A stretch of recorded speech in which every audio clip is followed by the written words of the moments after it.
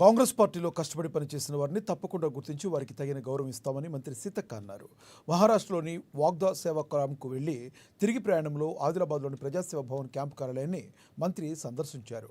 ఆమెకు Congress party Adilabad assembly incharge Kandi Srinivasareddy party శ్రేణులతో కలిసి ఘన స్వాగతం పలికారు. శాల్వా కప్పి సత్కరించి పూల బొకే అందజేశారు.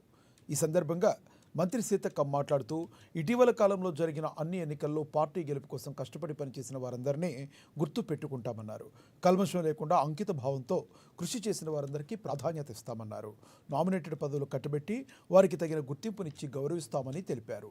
అదేవిధంగా స్థానిక సంస్థల ఎన్నికల్లోనూ అవకాశం ఇచ్చి సముచిత స్థానం కల్పిస్తామన్నారు. స్థానిక నేతలు అలాంటి వారిని గుర్తించి జాబితా తయారు చేసి అధిష్టానానికి పంపాలన్నారు. పార్టీని నమ్ముకున్న వాళ్లకు చెడు జరగబోదన్నారు. అంతిమంగా విజయం వారినే వరిస్తుందన్నారు. పదవులు చేస్తేనే పనిచేస్తామనడం సరికాదని, పనిచేసిన వారికే పదవులు అందుతాయని ఆమె స్పష్టం చేశారు.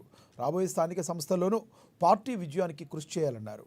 శాంతి, ప్రేమ అనే గాంధీ సిద్ధాంతాన్ని పుణికి పుచ్చుకుని రాహుల్ గాంధీ ఆలోచన విధానంతో కాంగ్రెస్ పార్టీ పనిచేస్తుందన్నారు. ఆ వెలుగులో, ఆ దారిలో కార్యకర్తలు, నాయకులు పనిచేస్తే మన త్యాగాలను పార్టీ తప్పకుండా గుర్తిస్తుందని, సముచిత స్థానం కల్పిస్తుందని పేర్కొన్నారు.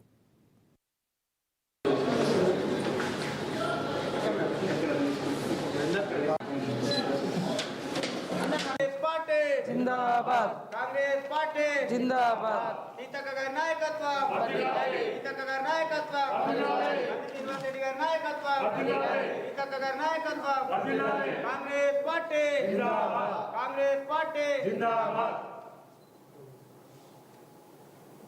Okay thank you. Congress party కార్యకర్తలకు అందరికీ పేరు పేరున నమస్కారాలు.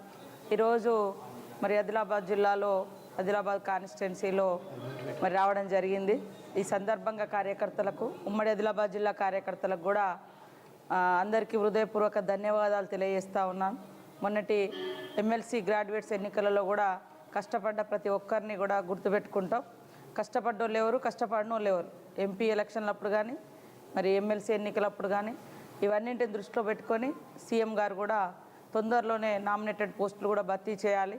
ఎవరెవరు బాగా కష్టపడ్డారు, కల్మషం లేకుండా, కడుపులో ఒకటి బయటకు ఒకటి లేకుండా ఫేర్గా కష్టపడ్డ వాళ్ళకే ప్రాధాన్యత ఇవ్వాలని మరి సీఎం గారు మొన్ననే ఆదేశించడం జరిగింది. తొందరలోనే ఆ లిస్ట్ అంతా కూడా రెడీ చేస్తాం. అక్కడ నియోజకవర్గ ముఖ్యుల సమావేశాలు ఏర్పాటు చేసుకొని ఏదేమైనా స్థానికంగా ఉండేటువంటి లీడర్లు కూడా కష్టపడ్డోళ్ళ పేర్లు ప్రతిపాదించండి. అదేవిధంగా కష్టపడ్డోళ్లకు తప్పకుండా ఏదో ఒక సందర్భంలో గుర్తింపు వస్తుంది. 100 మంది ఉంటే 100 మందికి ఒకటేసారి రాదు.